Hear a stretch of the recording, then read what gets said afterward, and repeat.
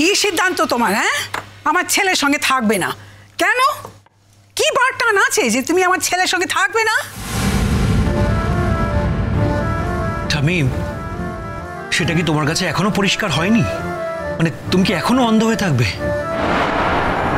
তুমি তো বলতে মাকে নাকি অনেক নিয়ম কানুনের মধ্যে রেখেছো।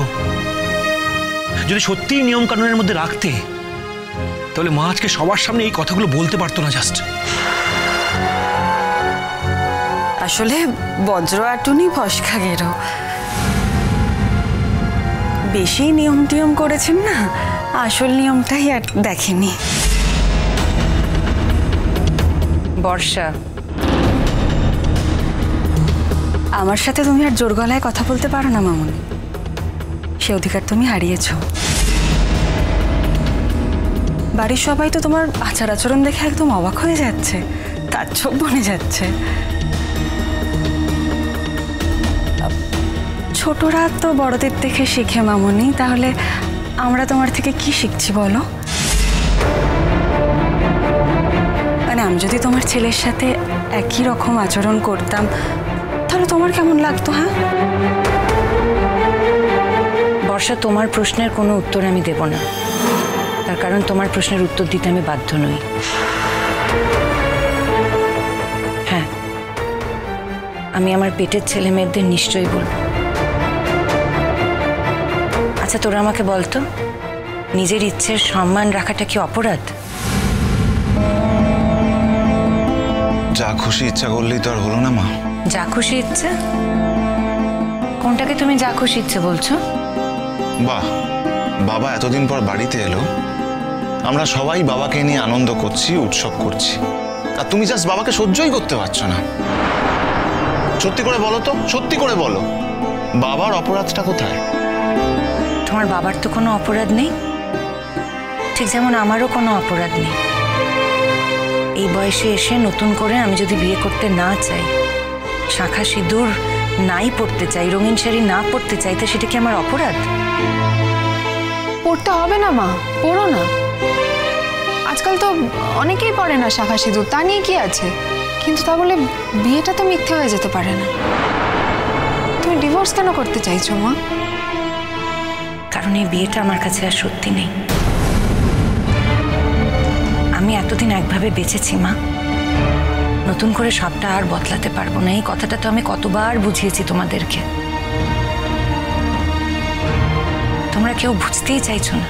এতদিন একভাবে ছিলাম মানে তো এটা হতে পারে না বৌদি ভাই। দাদা ভাই ফিরে এলে তুমি তাকে ডিভোর্স দিয়ে দেবে। বৌদি ভাই, আমি জানি তোমার নিশ্চয়ই কিছু বলার আছে, তোমার যাই বলার থাক না কেন, কিন্তু তুমি দাদা ভাইকে ডিভোর্স দিয়ে দেবে এই বলাটা আমরা কেউ মেনে নিতে পারছি না। তোমার বাড়ির লোকেরাও মেনে নিতে পারেনি। তোমার নিজের মা, নিজের বাবা, নিজের দাদা, তোমার বৌদির কথা না হয় বাদ দিলাম, কিন্তু তারাও কি তোমাকে কেউ সাপোর্ট করছে বলো?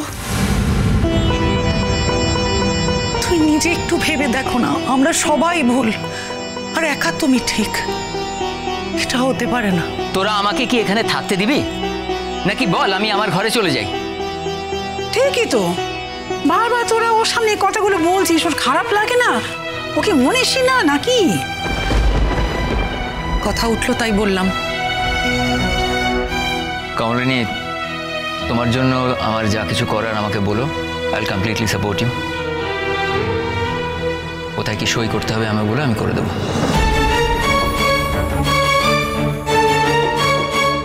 এই নতুন, আমি তোকে কি বলেছিলাম? তোকে বলেছিলাম যে তোর বউঠানকে একটু বোঝাতে, তুই কি করলি? তুই তো সবই জানছিস, সবই শুনছিস, তোর কি মনে হয় তোর বউঠান যা করছে ঠিক করছে? আমি তো একবারও বলিনি বউঠান যা করছে ঠিক করছে, বরং উল্টোটাই বলেছে, বউঠান যা করছে ঠিক করছে না। তবে আমি তোমাদের একটা খবর দিতে এলাম। কি খবর রে নতুন? আয় না আমার পাশে এসে বস না। সত্যি ভাবছি শুধু আমার বাবার মধ্যে কতটা ক্ষমা, কল্পনা করা যায় না। জাস্ট এত কিছুর পরেও বলছে, মানে ভাবতে গেলেই আমার জাস্ট। বাবা, বাবা আপনি কিন্তু আমাদের ছেড়ে যাবেন না, কথা দিন আপনার স্ত্রীর ওপর রাগ করে আমাদের ছেড়ে চলে যাবেন না বাবা। কোথায় যাবে ওর মাকে ফেলে? হ্যাঁ, নতুন বলতে পারে যে বাড়িখানা আমার। আমি কি এমন কথা বলেছি? বাসি তুমি খুব ভালো করে জানো, যা একবার আমি দিয়ে দিই সেদিকে আমি ফিরে তাকাই না। আমি সেই কথাটাই বলতে এলাম। আমি একটু বাদে ইনস্টিটিউট যাব, আজকে আর ফিরবো না, ওখান থেকে বাড়ি চলে যাব। বাড়ি চলে যাবে? মানে আমার কোয়ার্টার্সে।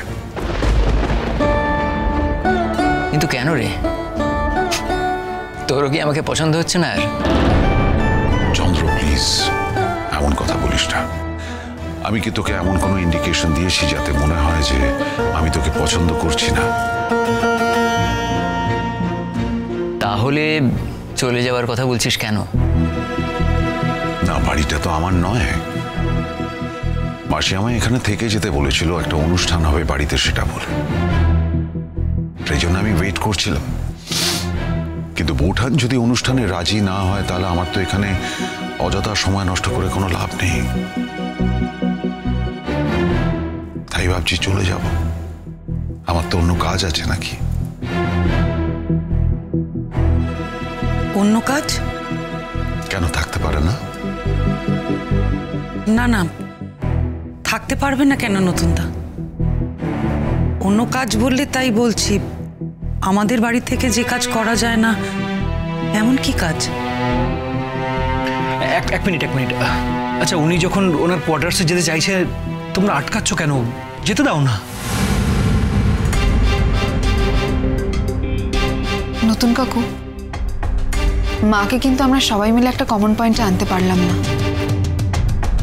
মা কিছুতেই বাবার সঙ্গে থাকতে রাজি হচ্ছে না, এটা কিছুতেই মানছে না যে বাবার কোনো দোষ নেই।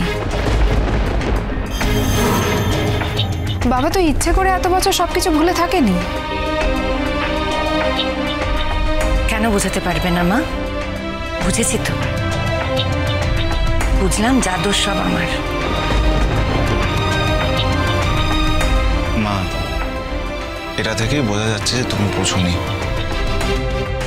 বুঝেছি বাবা, যা দোষ সব আমার। ওটাই হয়তো ঠিক, আমি বুঝতে পেরেছি।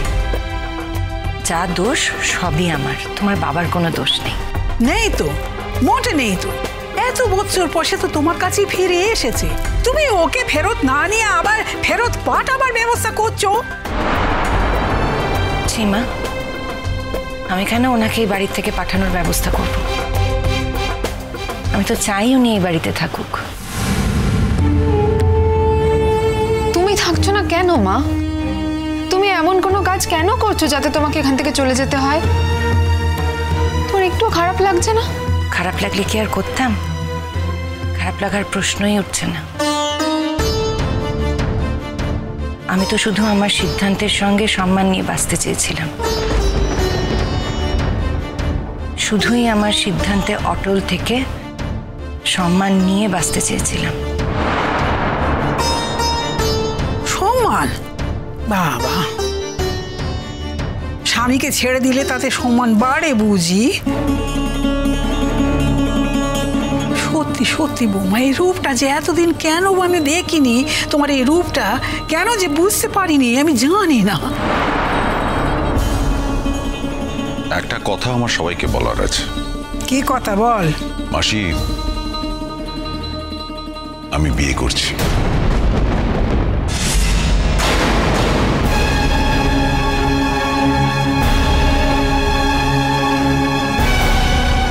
কাকে নতুন কাকু? বর্ষা, তোমার কৌতূহলটা দেখছি একটু বেশি।